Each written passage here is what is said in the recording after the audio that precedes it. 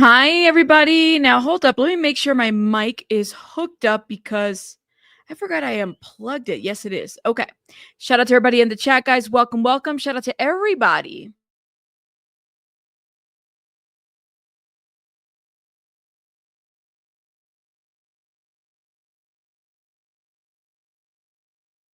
Hey, everybody. Sorry. I mute this.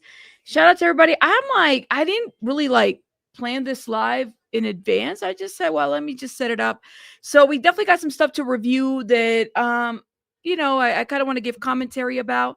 I am really tired though. Like yesterday was, the focus on justice on Emmanuel Haro and just everything that's happened yesterday. It just felt like, I don't know. I woke up and I'm like, I'm really tired today. I think part of it is because my mind was just so on the trial, the morning and everything. Hey, Tony. Hey, I see everybody coming through.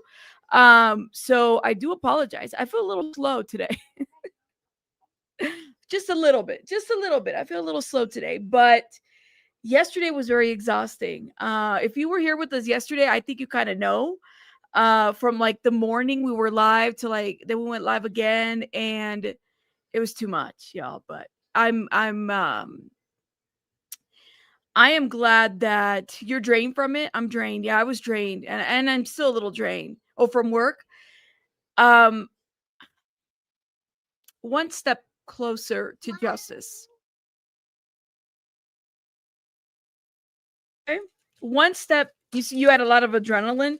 Yeah, me too. Honestly, I had a lot yesterday, but one step closer, I would say. You get it? Yeah, it's a lot. But anyways, we about to get started, guys, because we definitely have a lot to review. So I'm going to talk about Diddy, then we're going to talk about David, and then we're going to talk about Ashlee Buzzard. And there'll be some timestamps. I'm sure people will probably put timestamps here, or I will if I have time. So you guys know that we covered the Diddy trial, and we hit the ground running right away with this, and we got some interesting news. So Diddy granted fast track appeal, actually could get out of new cushy prison well before his sentence is up. So he was granted Fort Dix, which we've seen some photos of Diddy kind of smiling. I don't know if you guys have seen it, but they have been released. They were put out there. Let me know what you guys think about that. If you have not seen the photos, let me know. We could go look at them, but I'm pretty sure that a lot of you guys have probably already seen them here. So apparently, this is the latest update that he's actually been granted a fast track appeal. They're going to have like oral arguments, I believe. When did I see that date? I think I bookmarked it. Hold up. Let me make sure I pulled the accurate.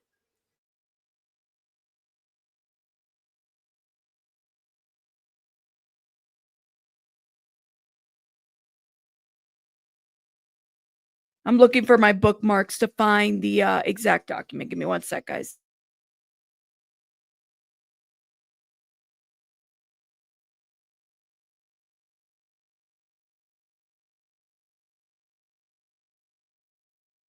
Lauren Conlon had it on her Twitter. Shout out to her. So she posted this, I believe, this morning. Combs expedited appeal granted. Oral arguments will be held April of 2026. So that is when you'll have the oral arguments. That's Diddy right there smiling it up. These are some photos from TMZ. So keep that in mind. But apparently, I mean, he could very well get released a lot sooner. I'm sure a lot of people feel some type of way about that, but y'all let me know what you guys think. He may not get out of prison in 2028. He'll probably get out a lot sooner, maybe even 2026, depending on how this appeal goes. He is scheduled for oral arguments in April of 2026. So, yeah, literally in a couple months. The year is almost over, just so people are aware. And again, this is, attorneys, it pays to have these kind of attorneys. Alexander Shapiro, who focuses on appeals. Give me one sec, y'all.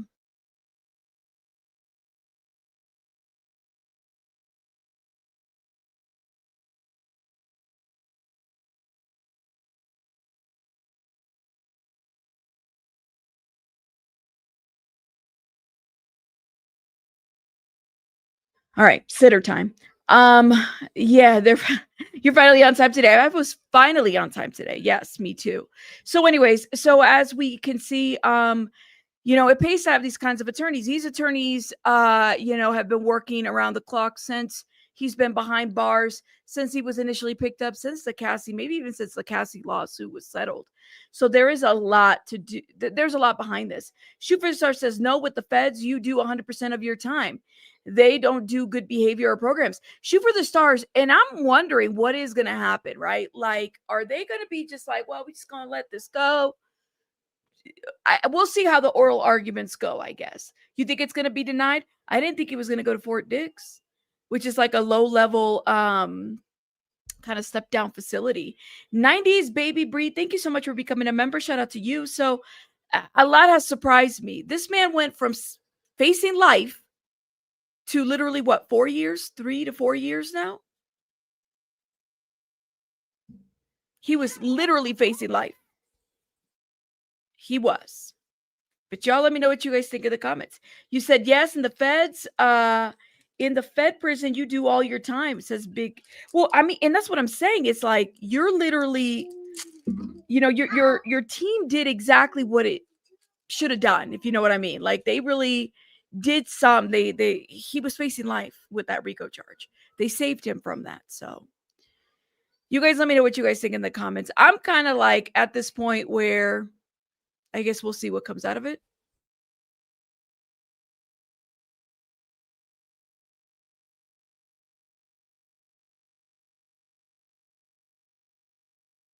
Anyways, you said money talks, BS walks. There you go. My hope is that he remains clean and starts conducting his private affairs in a less violent way. It's a good point. I would agree. Conduct those in a less violent way with consenting adults.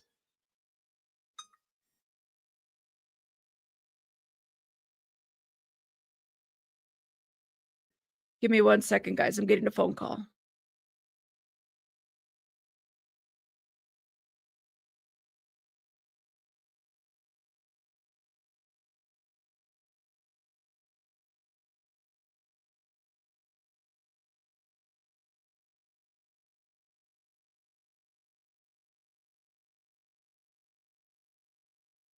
Lord have mercy. They call me. I'm telling you, I got people at the door and they call me when I'm live. But anyways, y'all let me know what you guys think in the comments. I mean, I guess it'll be very interesting to see kind of what happens here and what happens next with the situation. Will he serve all of his time? I guess we will see. You're homeschooling today? No school for elections? Class just got dismissed. Where's my drink? I'm sorry. It is a little bit of a crazy day today. So make sure you guys do your part. They gave him all they did to stop him from crying. Now it's time for him to sit down and do your time. Yeah, and I do wonder if he's going to do it. I mean, it just makes you wonder, man. It pays to have these attorneys, guys. It really does. Okay, so we are going to get into right away this commentary on, we're going to give some commentary about this new interview that SF did yesterday. And honestly, I started watching a little bit, but I'm like, let me hold my, because I told you guys I like watching this stuff with you guys and kind of giving a reaction about it. Again, SF was on Law and Crime yesterday. Yesterday was a busy day for us. We were covering Emmanuel Jarro. He was on Law and Crime talking about David. So let's get into, there's new receipts that he dropped a couple days ago, and we talked about it. Let's get into these new receipts. And let me know what you guys think in the comments, okay? Disappearance and death of 14-year-old Celeste Rivas Hernandez out in Los Angeles. This all started, as you may know, when a Tesla... Let me know if you guys can hear it. I want to make sure, because I know that I was having issues with the sound earlier. Hollywood was towed, and officers then discovered human remains in the trunk. The body was later identified as Celeste Rivas Hernandez, who had been reported missing months earlier from Lake Elsinore. Now, the Tesla was registered to 20-year-old singer David, real name David Anthony Burke, the Houston-born artist behind the hit Romantic Homicide. To be clear, no one has officially been named a suspect. There have been no arrests. David, again, to be clear, has not officially been implicated in any wrongdoing or any crime. But obviously, there are questions. There are questions about David's connection to Celeste. There are questions about what this relationship could have been. When did he see her last? Did he see her? And these questions have never gone away. Social media lit up with claims of a possible relationship between the two, right? Apparent matching tattoos, maybe private messages, a rumored unreleased song with her name in the title. TMZ had reported at one point in time that those around David believed that Celeste was 19 years old, and now we have this new development. It's a lot of different things. So here we are. What is it? The first week of November? Any updates? Anything from the coroner's office? There's just so much. I hope we get some updates, but I just don't know if we will. I'm to be honest with you. Six Flags trip, which we want to talk about. But real quick, that Hollywood Hills home, which was near where the Tesla was found, that quickly became a centerpiece of this investigation. LAPD executed a search warrant. They collected electronics, maybe even searched drains, maybe photographed different rooms, but not everything was taken. And that is where private investigator Steve Fisher had entered the picture. Now, Fisher was hired by the property's owner, the landlord. If I am hiring movers, guys, I'm going to make sure they take everything that belongs to me.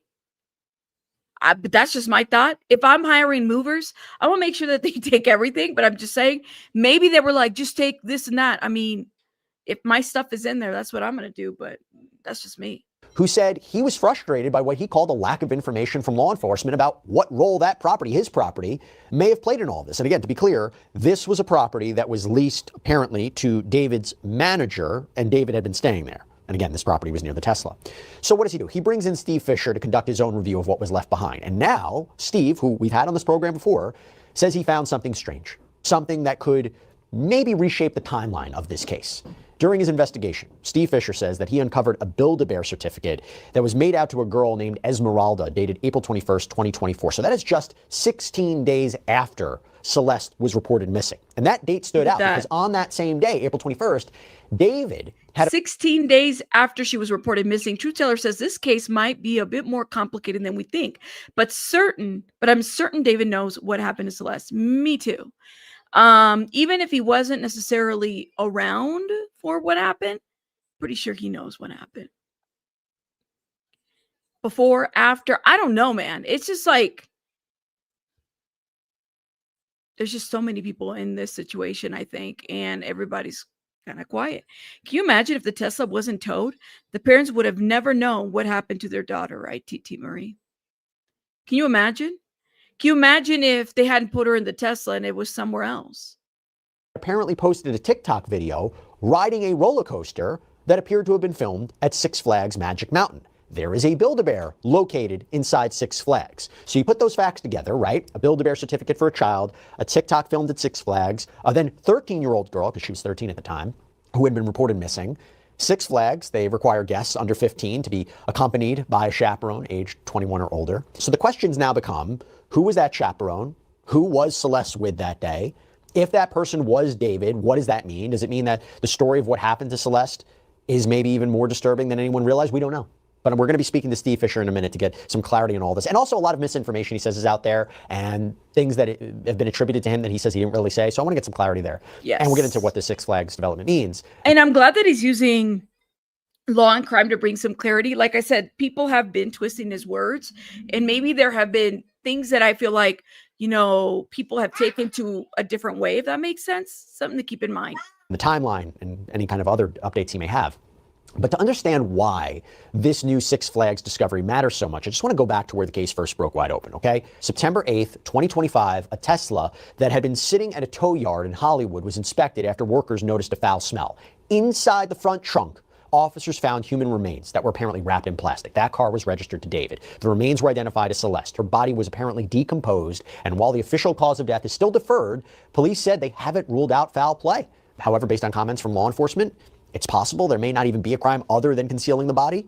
But since then, the investigation... It's crazy how they say there might not be a crime other than concealing the body. That's still a crime.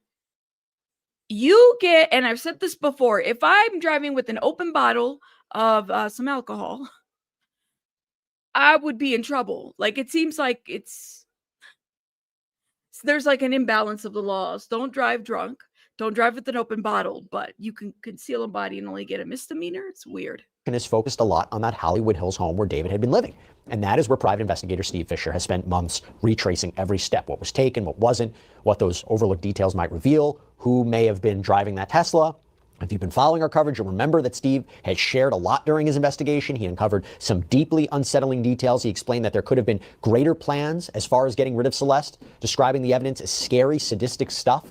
Steve says he's been able to track the Tesla's movements, understand who had access to the property, recover photos, videos that help place people at the home at certain times. He's also been in contact with neighbors, reviewed digital media, gathered information that was handed directly to LAPD. All right, so now I want to bring on a special guest. I want to welcome back on to Sidebar Steve Fisher. Now, Steve. So again, they always kind of give us a breakdown. I'm like, some of us, we already know this stuff, right? So keep that in mind. We have to kind of go through the breakdown. Are you buffering? Oh, no. Is the private investigator who was hired by the owner of that property, the landlord, where David had been staying. And to be clear, it wasn't David on the lease, it was his manager, but we know that David had been staying there and that property was close to the Tesla. So Steve, so good to see you again. Thanks so much for joining us. A lot's happened since the last time we talked. I mean, let's talk about this. You have uncovered something regarding this apparent Six Flags trip. I mentioned it a little bit before, that you found this Build-A-Bear certificate in the name of Esmeralda. Yes. That was dated, I believe, April 21st. So this is just about, 16 days after Celeste was reported missing, that David had apparently posted a TikTok at a roller coaster on the same day. What is this? If I got anything wrong, please let me know. But what does this detail suggest to you? No, so that's right. So, he posted that TikTok, and it can, match that up to where it's a roller coaster called Scream at Six Flags. And Six Flags has a Build-A-Bear, the shop there, and they have at different theme parks, they have at Knott's and whatnot, and I know some people are confused about that, but he was at Six Flags that day, and at the house, which is, I think, the important part that some people are losing sight of, is that we found the certificate at David's house, and it's in the name Esmeralda, and it's dated the same day, the 21st. That Okay, so he is clarified. Remember, we were talking about this, like, which is it a Six Flags? Is it a Knott's Berry Farm? He just said it right here. Hold up. that some people are losing sight of, is that we found the certificate, and it can match that up to where it's a roller coaster called Scream at Six Flags. And Six Flags has a Build-A-Bear a shop there, and they have at different theme parks, they have at Knott's and whatnot, and I know some people are confused about that, but he was at Six Flags that day, and at the house, which is, I think, the important part that some people are losing sight of, is that we found the certificate at David's house, and it's in the name Esmeralda, and it's dated the same day, the 21st. That So David's, well, at least where David was staying now, because again, the owner of the house did not know that David was there, right? So they found this is maybe some of the items that he left behind. he was at Six Flags, and and then just a few days later, Celeste is photographed at Esmeralda's high school graduation. And this is all during the time that Celeste is reported as a missing person. So does that give you a time of when she may have been alive?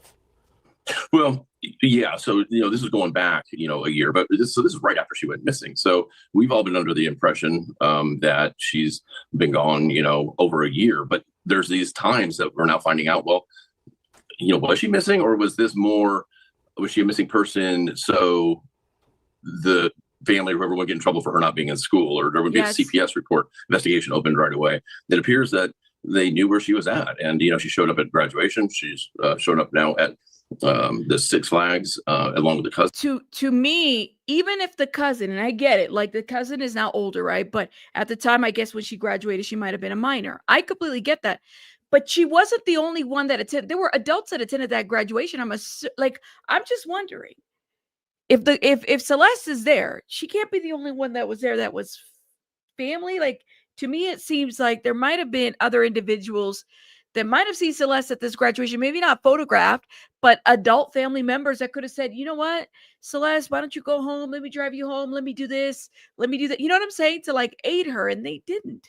And then she shows up in September arguing with neighbors at her own home. So, and the family has a responsibility to report that to law enforcement. If you have an open missing persons case on a minor, if you have any contact with them, you got to report that. And was this information that has just recently been discovered by you? Is this something that you believe the family or law enforcement knew beforehand? I don't know if, so we discovered it maybe 2 or 3 weeks ago, I guess, not long after the search warrant took place, but I don't know if they really had reason. I don't know what the scope of that search warrant even was. So I don't know if it's something that they would have been looking for, they've been after. They know that we know about it. I don't know if it's of any value to their investigation.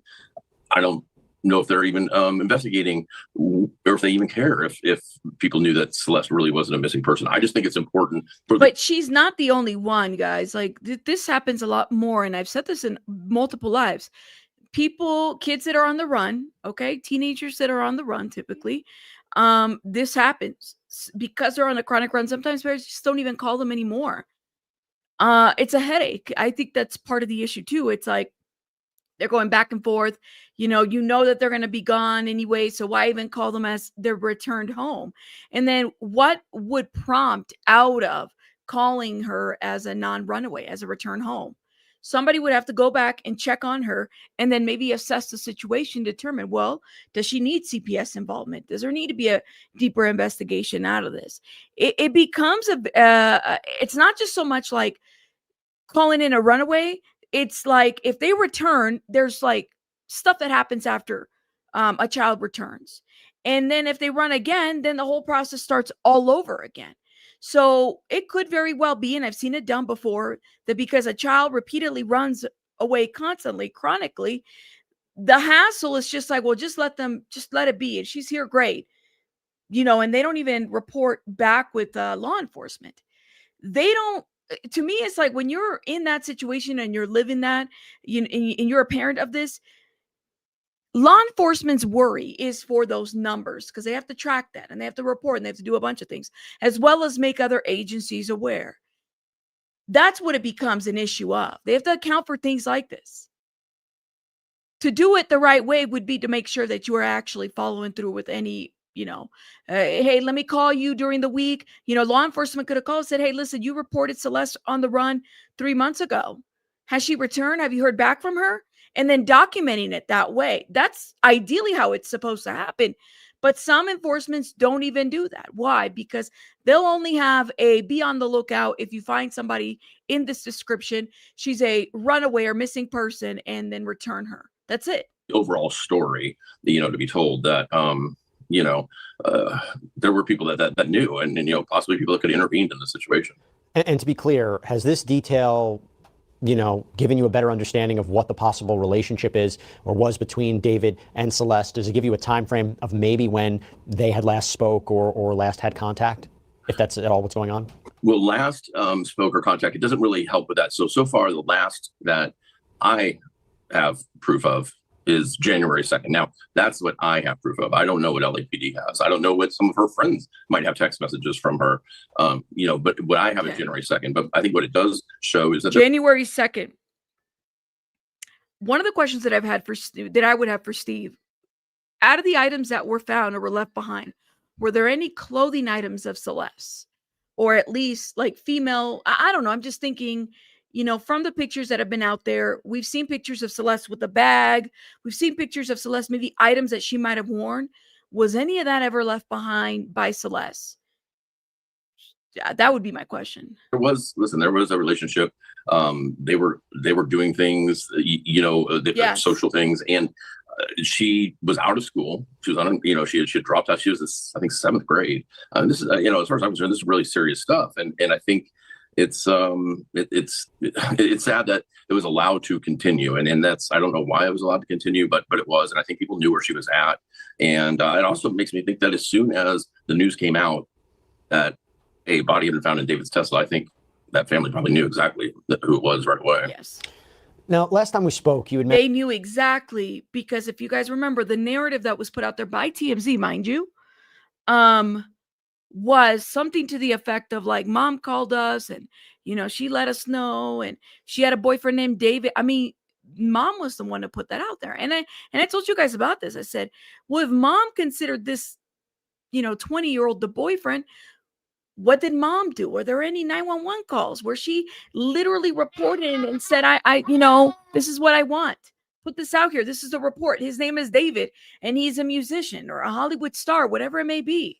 People knew who David was. Mentioned that there were these items at this Hollywood Hills property that weren't seized in the search warrant. Since then, have you uncovered anything new that helps clarify the timeline, maybe what happened at the house? I mean, last time you were on with us, you talked about that you believe something sinister was being planned, the idea of maybe discarding her body. Is there anything else you can tell us about that? I can't give details about what those items were, so yet, because I just don't want to step on, LAPD's investigation. as far as finding anything new, I spent the whole day at the house again yesterday. I don't know if there's going to be too much more there to gather. There are these small pieces, like the Build-A-Bear and stuff in photos from the graduation that we can put this timeline together. But that really just kind of proves this relationship, and it was a known relationship. As far as what happened and when, and relationship again could be used in different ways. It appears to me that January, February is when there's something happens with the Tesla. It stops being used regularly, and so I think that's going to end up being the date. But I could be wrong. I don't have any proof of what happened to her, or her being placed in that Tesla, or being taken out of that Tesla. I was going to ask you, because in our last discussion, you talked about tracking the Tesla, who may have moved it.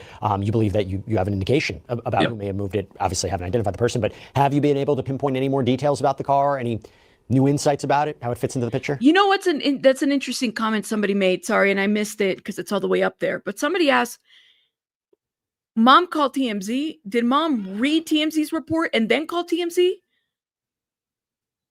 And then kind of go from there? If Mom said, "Oh, this is David," that's Celeste's person that she was talking to. No, not on that car, but we have learned that there was another one of his close entourage, a person that was actually on tour with him, that had actually, there was another car that was reported being left right by the house for like 2 months, and then they had actually called to have that one towed as well. And then the day before it was going to be towed, when they came out for the third time, 2 men came and picked up the car, and we've since found out that is some. Shout out to Rabbit in the chat. We have a rabbit. Hi, Coneja. We are named twins. I love your channel and watch you almost every day. Thank you, my love. Shout out to you, Coneja. Shout out to you, Conejita. Okay, TMC called Mom and not the other way around. Flojo, we gonna have to get those clips, because, and I talked about this. TMC called Mom, but TMZ said something different. I've seen this, and we were going back and forth on this. And now, because it's been a couple months since we've last talked about this, I'm literally going to do a pre-recorded video on this. I want to see exactly, did Mom see David's face, body found, in singer David's car, and then kind of go from there? It's a lot of questions. Somebody that was owned by somebody that was out on tour with David, and they just left it in front of that, across the street, on the same street, just parked on the other side of the road, kind of blocking someone's driveway for 2 months. To be clear, the 2 people that moved that other car, was one of them the person that moved the Tesla? No, so these are, I only know who one of them, only ID'd one of them. These are not people that are regular, and they were the owner of the cars, I think a family member and a friend or something like that, not people that were around, and not David's people or anything like that. Now, you've also been tracking the medical examiner timeline. Wait. I want to, let me go back a little bit. He said, what was the question again? Give me 1 sec. Picture? No, not on that car, but we have proof of what happened to her, or her being placed in that Tesla, or being taken out of that Tesla. I was going to ask you, because in our last discussion, you talked about tracking the Tesla, who may have moved it. You believe that you have an indication about who may have moved it. Obviously, haven't identified the person, but have you been able to pinpoint any more details about the car? Any new insights about it, how it fits into the picture? No, not on that car, but we have learned that there was another one of his close entourage, a person that was actually on tour with him, that had actually, there was another car that was reported being left right by the house for like 2 months, and then they had actually called to have that one towed as well. And then the day before it was going to be towed, when they now that car's not connected to him, but there was another car. It's interesting. Came out for the third time, 2 men came and picked up the car, and we've since found out that is somebody that was owned by somebody that was out on tour with David, and they just left it in front of that, across the street, on the same street, just parked on the other side of the road, kind of blocking someone's driveway for 2 months. To be clear, the 2 people that moved that other car, was one of them the person that moved the Tesla? No, so these are, I only know who one of them, only ID'd one of them. These are not people that are regular, and they were the owner of the cars, I think a family member and a friend or something like that, not people that were around, and not David's people or anything like that. Okay. Now, you've also been tracking the medical examiner timeline, the LAPD's timelines actively, very closely. Have there been any developments there that you can give a better sense of when we might maybe even see an official determination about the cause of death, the manner of death, anything like that? I think it could be in the next week to 10 days. And that's because, what I've been doing is tracking, her, she was discovered on the 8th, on September 8th. So I've been tracking the deaths for the months and weeks before that date. I do wonder if it's not released, is it because they're looking at something bigger? Because by process, Steve Fisher speaking on that, this would be the process of how we would do things, right? But what if it's something bigger than this? and they're like coming down with criminal charges. I don't know, something more than what they're saying. And the ones that were in deferred status, those are usually the ones that are pending toxicology. And then I'm seeing that they're showing up as they're not deferred anymore, and they're showing, acute fentanyl intoxication or whatever. So it shows in other cases, yes. So in other cases. So it shows that the toxicology has come back on those, and they're making determinations. And I've seen those as recent as September 3rd right now. So we could be, just days away from. Now that doesn't mean the days away is done in total, but. Thank you so much for the super sticker. Sarah Adams says, I believe it was an industrialized farm incinerator. I believe is the sadistic plans for Celeste. I've never heard of a industrialized farm incinerator. Are you talking about the tool as far as that? And thank you for the super sticker. That would be the first I've ever heard of that. I mean, I've heard all kinds of things that people have been saying, but not that. Let's keep going. Thank you again.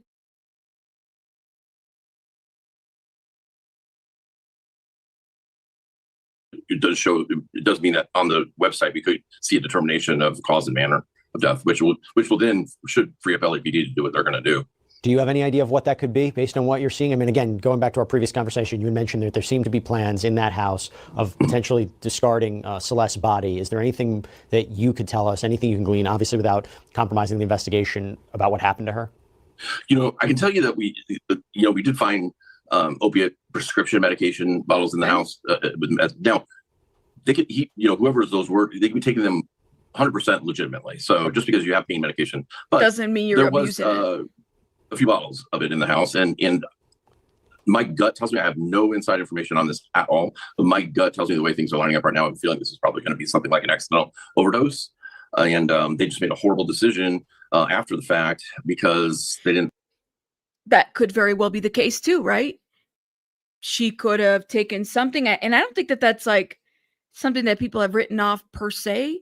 The whole situation is just horrible, right? Here you have this young girl who's reported missing on the run, right? And then, she finds herself in a situation, and I'm just wondering, he doesn't have to, I don't know how he's working with his attorney, but it does kind of make you wonder, well, what does this look like? The relationship that they were having and whatnot, if whatever that was. Want the relationship to be, to get out there, because it would definitely hurt his, career, if not him be criminally charged. And I think they just made a really, really bad decision. I think that the medical examiner would have been able to tell pretty quickly if, it was strangulation or anything like that, because, you would still see the bone, the hybrid bone broken, or you see blood vessels broken in the eyes, stuff like that. Or if it was gunshot, that's pretty obvious. So since they couldn't determine that, I think it's coming down to toxicology. So, because one of the last times we talked, or something been part of the conversation, it's coming down to toxicology, guys. And I think that's what we've all been waiting for, right? That law enforcement, as far as we can see, they haven't come out and said that there is a crime that was committed other than disposing of the body, unless something's changed, unless something's seen different. That's all that they say right now. I mean, they say it's possible that it could be something else, but it's also possible that, like you said, she died under circumstances where no one may not necessarily be held criminally liable, might not be a murder, but someone. But see, why not just take her to a hospital, or why not just, that's what you would do? A decent person, if somebody had OD'd, a decent person would have called, I don't know, a paramedic or whatever, to see if they could still do something, maybe drive her to a hospital, drop her off, whatever it may be. That's what a decent person would have done. Not put her in the trunk of a car and then leave her there like a piece of trash and discard her.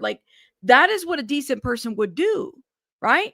Because if nothing was going on here, then what else is there to hide?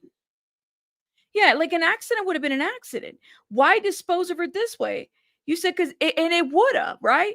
But he can't hide. If this was the case, if he was having a relationship with her, he can't hide that anymore. At this point, her phone, they might have her phone. They might be looking at different things. I'm assuming that law enforcement is way out there looking at different pieces that we could, never really see at this point.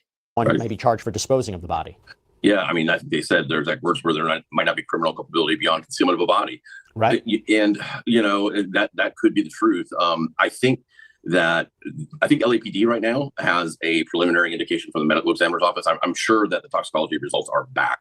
I think that determination is still being made of what cause and manner is, but I think LAPD knows, and we haven't really seen any, nobody's been seen coming in and out of LAPD headquarters or anything being, maybe being questioned, or, we haven't seen any statements of maybe attorneys getting ahead of what might be coming. So I don't know. And honestly, the person that, if she did overdose, let's just say that that's the case, the person who would have given her any of the substances might even be charged, right?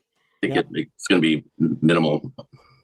I want to talk about some of the posts that you've shared publicly about the case and get your thoughts on it, because you've been very candid on social media, highlight some of the aspects that the public hasn't seen yet. You made a post earlier today, got a lot of attention, and that thread pushes back hard against a lot of what you say is community-driven misinformation in this case, because in it, you say that Reddit threads that were useful early on have now become, quote, overrun by people misreading your work and claiming that you said that Celeste was never at that house. You made a distinction there that I want you to state clearly on the record, right? Because first, can you explain what you did say about whether Celeste lived at that house versus whether she was ever at the house at any point? Yeah, so what I said is we don't have any proof, meaning I've been pretty open that we found a lot of media, a couple thousand images, right? And in those, with Celeste in them, they're not at the house. So we don't have anything tying her to the house. Do I think she's at the house? 100%. I'm certain she's been to the house. I just don't have any evidence to say, here's the proof. And a lot of people are. So what makes you say that? I guess what makes you say that she was at that house at some point? Well, I said I'm certain she was at that house at some time just because of the relationship they had, but I don't have any proof that she was ever at the house. I don't have any pictures. Now, people are pointing to a different house on Doheny that was like a streaming house that her and David they did a stream from there, and there's several photos. There was a streaming house, and that's what he's talking about specifically. Rabbit, let's say that your career is blowing up and you're an underage girl passes on an OED in a house. That's not looking good for you. It happens. I think it's plausible. Don't risk the career, right? But look at where we're at now, Ronan. Regardless, look at where we're at now. He should have said something, right? I don't know. That's just me, though. But y'all let me know what you guys think in the comments. Taken and myself and LAPD and everybody's known about that house since the very beginning, and I think they're thinking that he kept that as like a safe house for her, and that I know is not the case. But we don't have anything to indicate she was living there. We do have indication that there was other females. I think the problem with that, Becky, on the Good Samaritan law is that what if the person that gave her the rugs and she overdosed was the person that drives her to the hospital? Would that person still be considered a Good Samaritan if he was the rug dealer? I don't know, man. I have a lot of questions about this. But I think I don't know. And again, these are just theories. We don't know anything. Flo, Joe, I got your email. Thank you. I'll check this out here in a minute. That were living in the house, maybe not full time, but regularly. I mean, they had nightstands with their stuff in it and whatnot, but it didn't belong to Celeste. I'm glad you made that distinction. And also because you also called out a lot of people on Reddit for jumping to conclusions and that the public noise can affect an investigation like this. How has it? I mean, how is this, in your mind, the spread of what you see as misinformation impacted your work, your ability to understand what happened, collect evidence, maybe the LAPD's handling of the investigation? Listen, I think in the beginning... I think that's a great question. Now, hold up. Ronan's like, LOL. Not saying it's the wise choice. I hear you, Ronan. Sarah Adams, thank you for the 5. Most mid-sized farms have incinerators for large animals. Way bigger than humans. Didn't even think of that at all. Thank you, love, for the super sticker. They were a huge help. I think there's a lot of stuff that LAPD would have never known about, especially in the Discord server, if it wasn't for Reddit. I think what my frustration is that, listen, every case I go to, I have this core group of people that just will take the exact opposite narrative of me. They're coming at me, and that just kind of muddies the water because they're very loud and they'll just say things that are just absolutely 100% false. Well, I think that they're coming at Steve because he is holding information, right? And I think that sometimes people get frustrated when they're wanting more information out of something, and he can only give you what you want. And the thing is that either you are mincing his words or pulling them apart or inserting things. And we've seen that with TMZ. I think it's important to kind of put that out there, that it's like, listen to his words. It's okay to have follow-up questions, but don't make up the narrative that he hasn't, like, if he didn't say this, he didn't say this, if you know what I mean. As fact. And that becomes distracting because there are a certain amount of people that first thing they read, they believe. I mean, there's this whole thing going on now about this Knott's Berry Farm. And nobody seems to understand the point is not whether they were at Knott's or Six Flags, even though they were at Six Flags. It's that the certificate ended up at David's house. So how did it end up at David's house if there wasn't a relationship that Esmeralda knew, them or was hanging out with them? So it becomes a little distracting there. But at the beginning, I got to say, it was really helpful because they have that entire server, and there's a ton of information in that Discord server, Yeah, no, 100%. And by the way, talking about the house, so over the weekend, you tweeted about spending the afternoon at that house in Doheny. You described the anxiety, the fear that must live inside the people who may be responsible for what happened to Celeste. I mean, can you expand upon that a little bit more? He did say that. Like, he says right here, instead, you're hiding, watching everything we say, pretending this is still about you. It isn't. It's about Celeste. Ooh, okay. Who's this message to? I was sitting there thinking, I'm like, I personally think there's 4 or 5 people that know what happened, or at least that she was in that Tesla. And I just say, I don't know how they live with themselves. I mean, it's got to be eating them up from inside. I don't know. It seems like if it was me, I'd want to just get it out there and explain my role in it and beg for forgiveness, because it's going to be too late. It's like if we're waiting for investigators to prove it first, and it's too late. And I don't understand how it's got to be eating them up. And I don't know how they sleep. I don't know how. Yeah. This is a 14-year-old girl that ended up in a Tesla trunk for a long period of time. And some of these people are out on tour. And assume some of these people are on tour. How many people were on tour with David, or who was with David around the tour time? Think about it. Like I said, don't mince his words. Listen to what he says when he's speaking, if that makes sense. And that'll let you know a little bit insight of what's going on. He said some of these people were on tour. And just going about their regular life. And I think that's something that's going to end up haunting them. And I just urge them, come forward, come clean. Like, this is not about beating charges. This is about doing the right thing for a 14-year-old girl. And to be clear, when you say these are people that might have knowledge about what happened, but not necessarily physically were responsible for where Celeste was found, that's what you mean? I personally, myself, right now, if you had asked me, I think this is probably like an overdose, an accidental thing that they did not have a hand in. Maybe they had drugs around that they shouldn't have been, but I don't think anybody at this point have anything that anybody killed Celeste, right? So that makes it even worse for me. But the fact is, she ended up in this. Instead of calling first responders, they put her in this Tesla. And I just, I wanted those people to think about, like, this is going to weigh on your mind for the rest of your life. Instead of calling first responders, instead of just saying, let me drop her off at a hospital, I'm not answering questions, let me just do this. Instead, like, they put her in a Tesla. They discarded her like a piece of trash. Even if she had died, whatever, have somebody else do that pronunciation of that versus putting her in a car and then discarding her that way. That's horrible. That's a horrible thing to do to somebody. Like, it's inhumane. Yeah. Come forward, say what happened. This 14-year-old girl, she deserves that, and I just hope somebody will. And one more thing I wanted to get a little bit more clarity on. You clarified recently regarding the items that were found in the house. You say there's been a misquote that is circulating online suggesting that you referred to the items that were found in this Hollywood Hills home as heavy tools or farm machinery. Can you clarify what you meant? Yeah. So that I will say that publication did retract that statement. It was a recorded interview. So they have changed it. But of course, it was already out there. But so what I said was, and what I've always said was, these were items that you would not find at a house. It would have no purpose at a house in the Hollywood Hills. It's items you would find more like in a farm environment. And that's exactly what I said. They're just not, it would have no use at a house in the Hollywood Hills. If you don't want to identify what those items are, can at the very least you say, would it be items that someone could use to dismember a body? To dismember and completely dispose of. Okay, I got you. Okay. To dismember and dispose of. Ample opportunity for somebody to have, and again, if they dismembered and disposed of her, and we're still waiting on the coroner to determine that. There's a lot of questions about that. Dismembering a body is a felony. Okay, keep that in mind.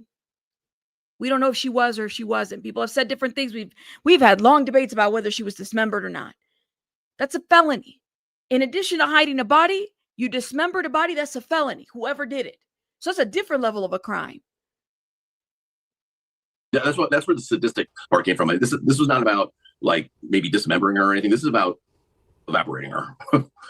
Look, Steve, I appreciate you coming on. I appreciate you clearing the record, setting straight what is available, what isn't available, what we may expect, what we might not expect. I really appreciate you coming on here, giving us our audience, the world, an opportunity to get a kind of an inside glimpse about what may be happening here. I think everybody's looking for answers, but really, most importantly, the loved ones of Celeste Rivas Hernandez, her family, her friends, they need Give answers me 1 more than second. anybody else. Thank you so much for coming on the show, Steve. Really appreciate it.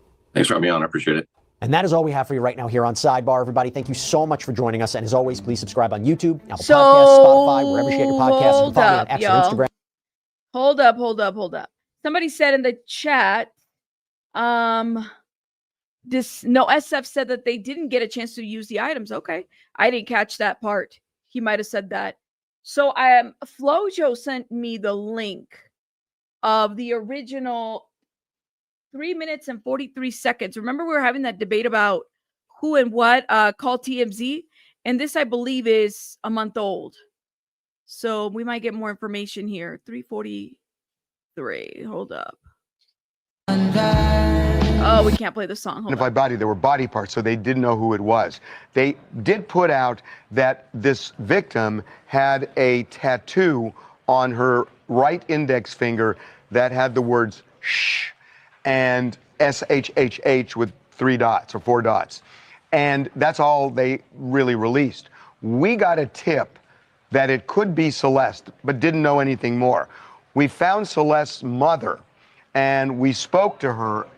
And as a matter of fact, Anakin, she only spoke Spanish. So you should explain what she says. Wait a minute. She was basically talking about. We got a tip that it could be Celeste. They found Celeste's mother. Mom doesn't speak English, right? Do y'all see how did they get a tip? How did they get a tip that it could be Celeste? It's interesting statement that Harvey's making. All right, hurry up. They found the body last week, a week ago Wednesday, and they said it was last Monday. Monday. Monday is when they discovered it in the car. And they said it was an unidentified body. There were body parts, so they didn't know who it was. They did put out that this victim had a tattoo on her right index finger that had the words shh and SHHH with 3 dots or 4 dots. And that's all they really released. We got a tip that it could be Celeste, but didn't know anything more. We found Celeste's mother, and we spoke to her. And as a matter of fact, Anakin, she only spoke Spanish. So we got a tip that it could be Celeste. The tipster said her name is Celeste. That it could be Celeste, right? Pinche Becky, a very specific kind of tip, right? Shantae, thank you so much for becoming a member. Shout out to you, love. Thank you for supporting the channel. And that's when the news broke first. That's right. The person that gave the tip, it could be Celeste. Okay. It's a very specific kind of tip, right? The brother. Let's keep going, okay? So you should explain what she says. Yeah, well, she was basically talking about how one of the identifying features of Celeste was a tattoo on her finger, which she specified to us, which we then transferred over to that information to LAPD, was that the tattoo was red. And it said shh, but added it was red, which the cops never put out. Right, and I think even more importantly was that she mentioned that Celeste, at least she was under the impression that Celeste was dating a guy called David, and that she had hung out with him several times before, and that was the last time she saw him. So she was under the impression she knew the guy's name. Okay? Y'all see that? This is the conversation that this TMZ guy had with the mom who doesn't speak English. So you should explain what she says. Yeah, well, she was basically talking about how one of the identifying features of Celeste was a tattoo on her finger, which she specified to us, which we then transferred over to that information to LAPD, was that the tattoo was red. And it said shh, but added it was red, which the cops never put out. Right, and I think even more importantly was that she mentioned that Celeste, at least she was under the impression that Celeste was dating a guy called David, and that she had hung out with him several times before, and that was the last time she saw him. So we called the LAPD Homicide Division, and we gave them the information, told them about the mother, gave the phone number of the mother, and mentioned that the mother said that there was this tattoo on her right index finger, and added that she said it was red. And, you know, we just got back a thank you very much. And well, not to mention that David also had the tattoo on his and finger. David also has the same tattoo. And it's not an uncommon tattoo. It's not. I mean, Rihanna started it years ago, and then Cher Lloyd also got it. Lindsay Lohan also got it, but it's not also very coincidental. So we should talk On the about same finger. Exactly. We should talk about what the police are clearly looking for at this house, because we now know from everything that we've learned from talking to people connected to this that clearly there was some relationship between David and Celeste. What they haven't done yet, what we haven't been able to do, and clearly the police are trying to do, is to place her at the house. Right. Whether she, we don't know if she. It's interesting looking at this. It's a month old, guys. It's interesting looking at this now and seeing how they're talking about it versus how the narrative has changed, even in that Angry Men podcast commentary. If you guys think about it. Find evidence of what happened to her, right? Like, and then to find out. And who else was, because I was told by a neighbor that there was a lot of people going in and out of this house. Right. He obviously had friends of his that were living there. So doesn't necessarily mean it was David. Was it maybe someone else that was frequenting the house? We don't know. And we should say David has been out of town for a lot. His tour started in August. Early August, but the body also was very decomposed. So we don't know exactly when she died. The car was towed on September 5th. 8th. So 8th was when eighth was when I think they 3rd. discovered the body. Oh, when they discovered the Yeah, body. and it was towed on the 3rd. It was 5th they discovered It was sitting on a street near that house. And so we know, look, Teslas have cameras. And we know that the LAPD, at least we're under the y'all, like I'm telling you, this was, let's look at the exact date, September 19, 2025, okay? The narrative that TMZ put out there has changed so much. Team Brittany, you're absolutely right. It doesn't make sense. This whole situation doesn't make sense, right? Me too. Is that her? I thought her mom's name was Mercedes. I don't know. I thought that was her first name. It don't make sense. But, you know, TMZ is talking to lawyers. Harvey's friends with David's lawyer as well. And I've seen this done before on TMZ when they're reporting certain cases where they get a direct connect and then they start kind of maybe changing the narrative. And this is, TMZ is huge, right? It's a huge, you know, platform, and they can insert certain things about things to get the ball rolling about a certain narrative when it comes to celebrities or people or crime cases, whatever it may be. I have seen this done so many times on TMZ. understanding that they are subpoenaing the video from those cameras because, and I don't know the answer to this, whether that kind of Tesla has a camera that would show somebody trying to go in the trunk.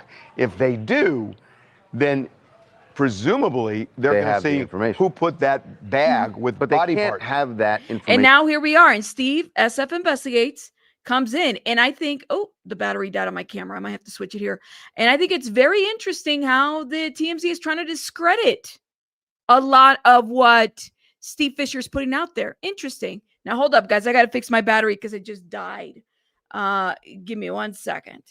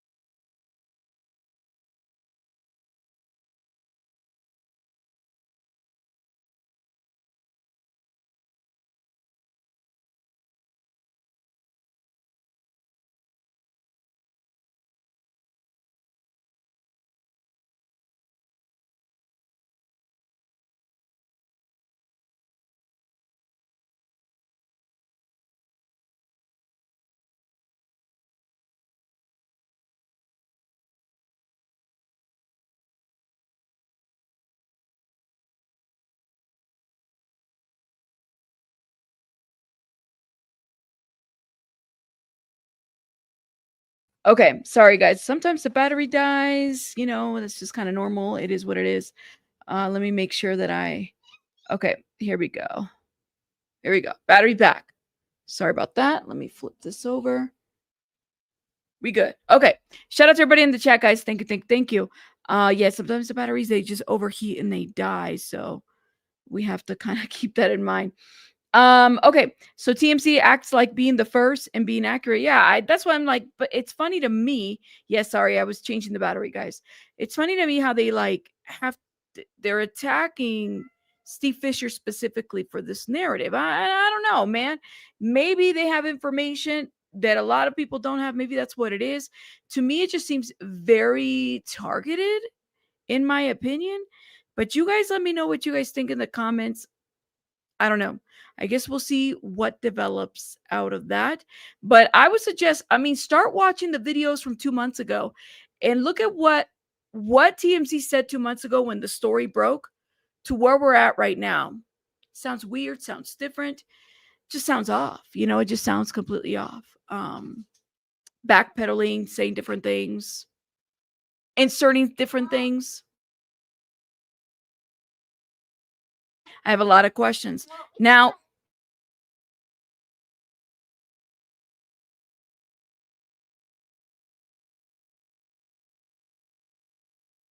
you said they just want to have the info. Probably. All right, guys. We do have to move on, guys. We do have to move on. We got to talk about Melodee Buzzard. So yesterday, while we were live, and again, I was really exhausted, so I didn't talk about this yesterday. But if you guys have been following the case of Melodee Buzzard, this case is like, oh my gosh. Young little girl who I guess went missing. Mom takes her to like a trip cross country, changes the plates of the rental car, wearing wigs, comes back but doesn't come back with Melodee, isn't cooperating with law enforcement. They're going into her property, tearing things down, cements and, whatever, because they got a search warrant, and mom is not cooperating. Grandma and sister are like, what do they say? Well, she's got mental health issues. Listen, when I saw this picture, no shade, but I thought she looked like Cher for a minute. I was like, why is she wearing a wig looking like Cher? I'm sorry. I really did. I was like, she looks like Cher. She really, really looks like Cher. Is it just me? So when law enforcement initially released this photo, they just released who they believe was Melodee. And I was really thinking, you're laughing. I don't know why you're laughing. I was thinking, how do we know this is Melodee? It doesn't even, like, her facial features look different. Melodee had not taken a picture in like 2 years. And so this law enforcement was saying this is her. And I was pushing back a little bit, but now this is mom.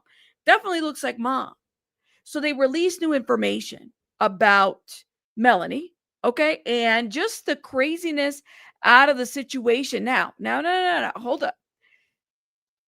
This is what they added to the new missing, poster from the FBI. They basically said that investigators are sharing additional surveillance images of Ashlee. Ashlee is Melodee's mom, that were captured at a rental car location in California at the start of the road trip, October 7, 2025. Both Ashlee and Melodee appear to be wearing wigs, with Melodee appearing darker and straighter than her natural hair. Melodee Buzzard is described as a 9-year-old female, approximately 4 feet 6 inches tall, 60 pounds, with brown curly hair and brown eyes. Detectives are asking anyone who has seen Melodee or has information about her whereabouts to contact the sheriff's office. And I put the information out there. But they had just released this photo. She looks like Cher. Y'all, she looks like Cher. Doesn't it look like Cher, or is it just me? Helen is like laughing at me. I see Cher. Now, when I saw it, I was like, I cannot unsee Cher. Let's get into this reporting from News Nation. It's from the car rental office near their Lompoc, California home on October the 7th. That's the day they embarked on a highly mysterious road trip to Nebraska. We've seen a picture of young Melodee from that visit, but now the aperture has widened. And we can see her mom, Ashlee, too. And now it's obvious why. Yes, Melodee is her name, not Melanie. Melodee. Melodee. Yes, that's right. Melodee. Thank you. I don't know, man.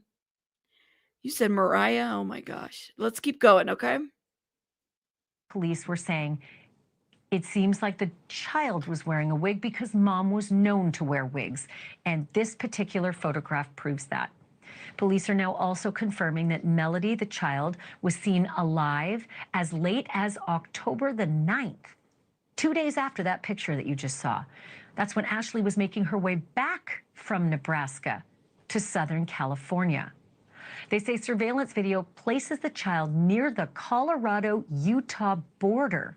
Wow. After that, they say Ashlee drove through and made stops in Green River, Utah, Panguitch, Utah, St. George, Utah, a tiny corner northwest Arizona, Prim, Nevada, and Rancho Cucamonga, California. All of the stops on your screen were on or about October the 9th. On the 10th, they say Ashlee returned home to Lompoc all alone. Police are asking anyone who may have spotted Ashlee's rented white 2024 Chevy Malibu in any of these places to call them. And speaking of that white Malibu that they are referencing, we're now learning Ashlee switched license plates while she was en route in that car. She switched license plates.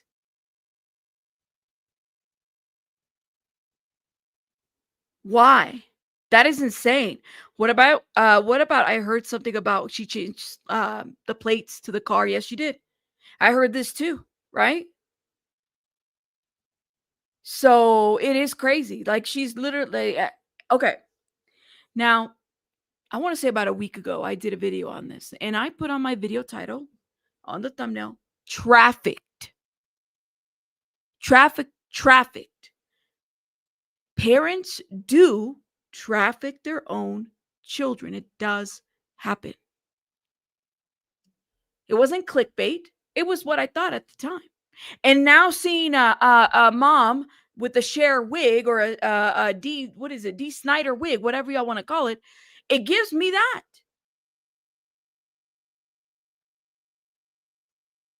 It does. People do traffic their own children. It's very, very true. She's not cooperating with law enforcement. Now, maybe her mental health plays a role in this, but to me, you wearing a wig, you switching plates, that gives me premeditation. That gives me planning of some sorts. Right? I put that out there a week ago, and somebody came in the comments. This is clickbait. She didn't traffic her. Oh, okay. We don't have all the details. Now, I could be wrong. I'll accept it. I could be. But something gave me the feeling that there was something more in this situation. Could all of this be, could she be in her, I don't know, mental health psychosis, running away from people? Maybe people are chasing her in her mind. That's what she's thinking. But there is a lot of premeditation that's happening behind this, between the wigs and changing of license plates. Okay. Could make an argument of a lot of things with this. Police say the car was spotted October 8th with a New York license plate that did not belong to the rental company nor to Ashlee. When she turned that rental car back in, the original California plate had been reaffixed to that car. Nothing suspicious about that, am I right? Yeah. Joining me now to sort out all of this is retired FBI agent Jennifer Coffendorfer. Yes, herbs and potions. This mother actually ripped the missing posters.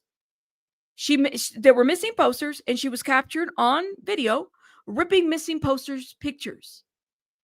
If she was literally taking her daughter to a trip, why not just tell that to law enforcement? Why not produce your child to, law enforcement? And that's what happened with Lori Vallow. I believe she had to produce her kids. She had like 72 hours or something like that. It's a really scary thing. Important part of all of the revelations today, the video, the license plates, the wig, all of it. What's your read?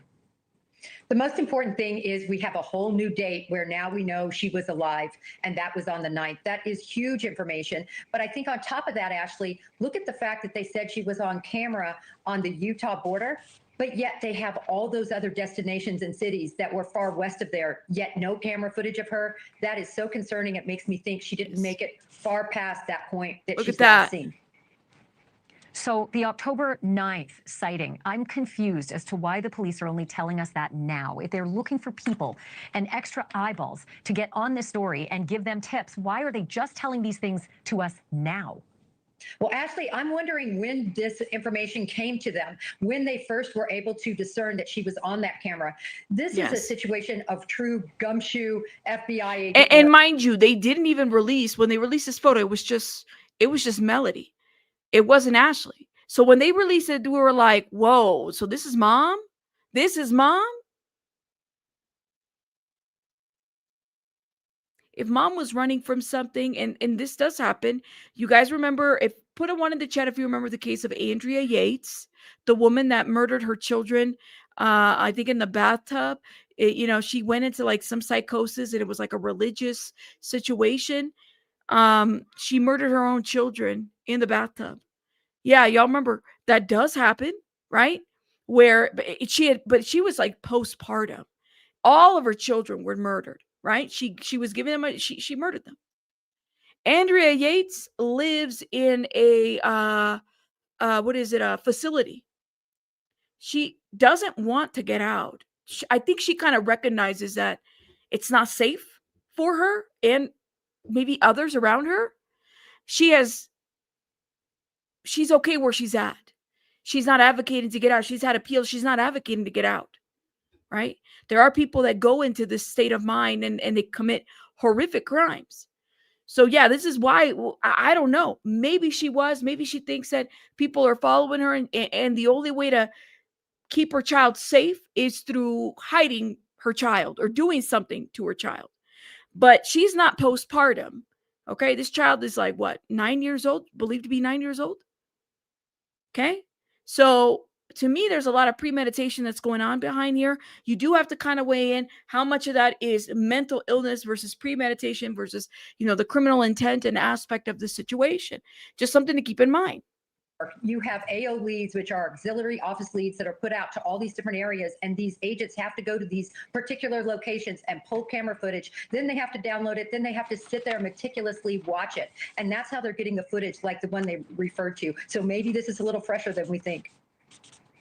So talk to me about that route, the map that we put up, and the fact that the police are now telling us they're searching 4 different states. How exactly does this work, especially if the FBI is taking lead? So the headquarters of the FBI for this case is out of Los Angeles. There's an RA in Santa Maria. I believe that's the RA that would handle this case.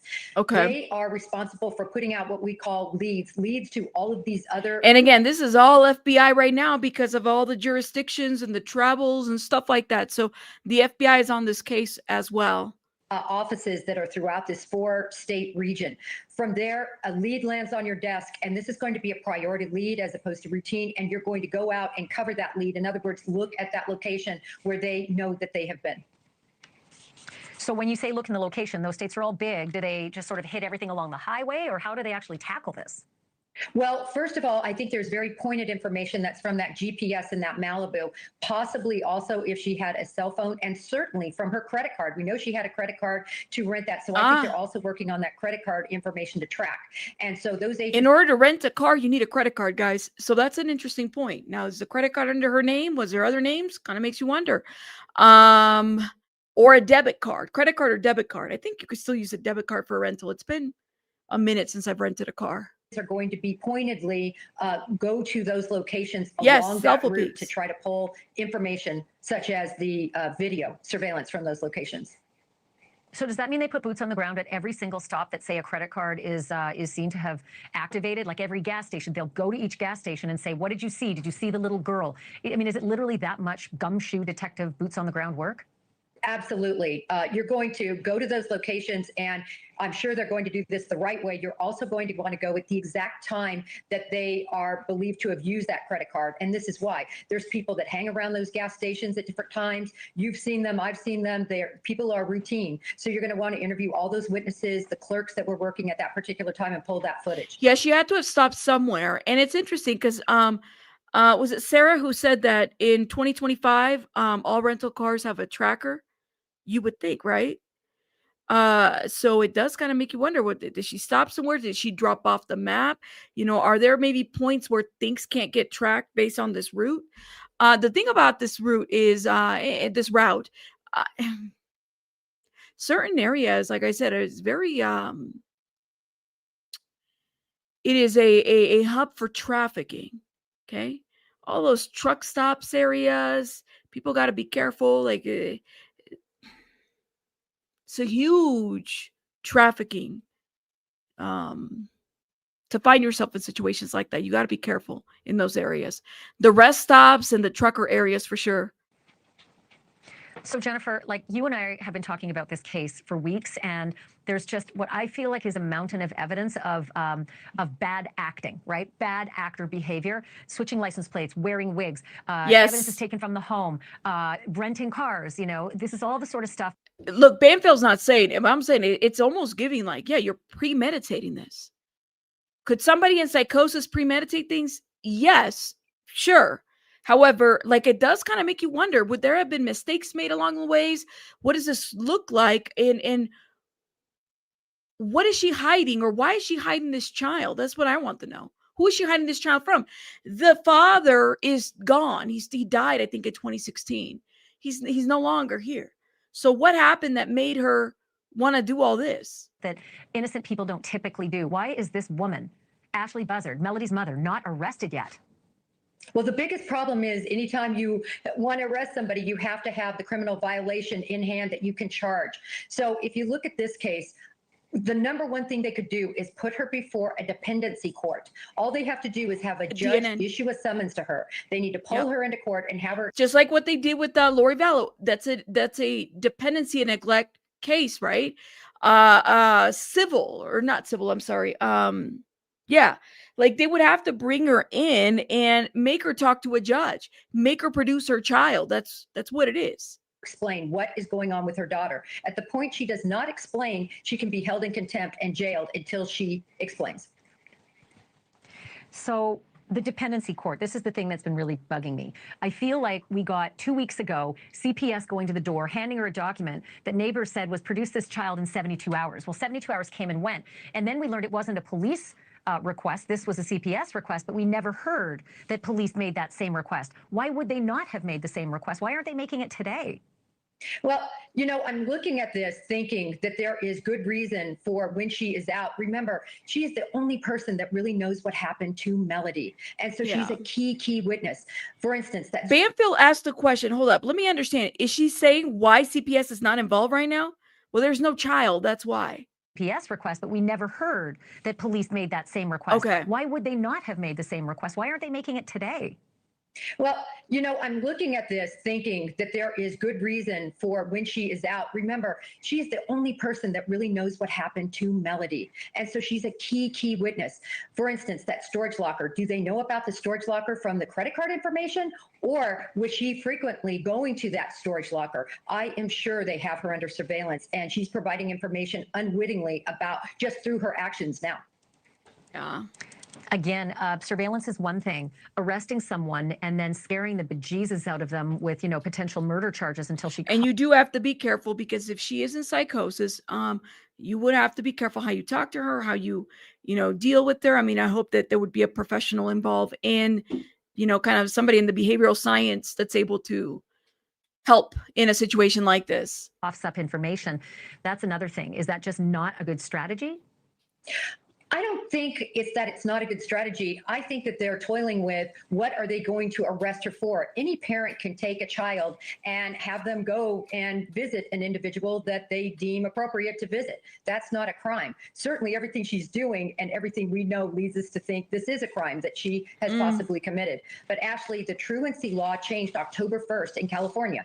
So to me, the truancy would have been the number one thing they could have charged her with, but now that's not a criminal violation as of literally October 1st.